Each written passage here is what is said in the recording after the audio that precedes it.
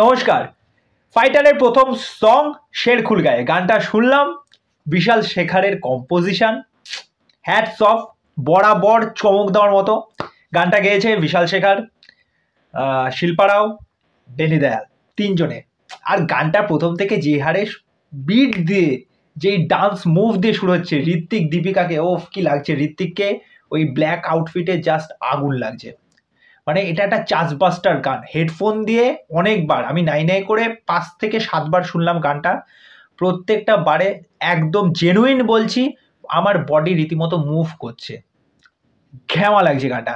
Overall গানটা চরম। এখানে যে বিট, যে ইনস্ট্রুমেন্ট, যেভাবে এটা টেম্পো গানের, প্রত্যেকটা জায়গায় গানটা শুনতে ঘ্যামা লাগছে। গানটা 2 থেকে 2.5 মিনিটের গান, একদম ফুল প্যাকেজ গান যাকে বলে, ফুল এন্টারটেনমেন্ট গানটা। গানটা নিয়ে এক্সাইটেড ছিলাম, ঘ্যামা হয়েছে।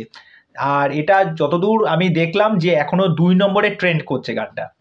তা যাই হোক, গানটা তো সুপার। আর সবচেয়ে বড় চমক যেটা লাগলো মাঝখানে, যখন গানটার মাঝখানে অনিল কাপুরকে, ভাই এই লোকটা সিরিয়াসলি এত বছর বয়স হয়ে গেছে, মানে কি চকলেট বয় লাগছে। মানে শাহরুখ খানও ফেল হয়ে যাবে একে দেখলে, মানে আর কত ইয়ং হতে পারে। তা যাই হোক, এটা একটা সারপ্রাইজ ছিল। অনিল কাপুরকে দেখে ঘ্যামা লাগলো, গানটা তো ঘ্যামা হয়েছে। তোমাদের কেমন লাগলো গানটা?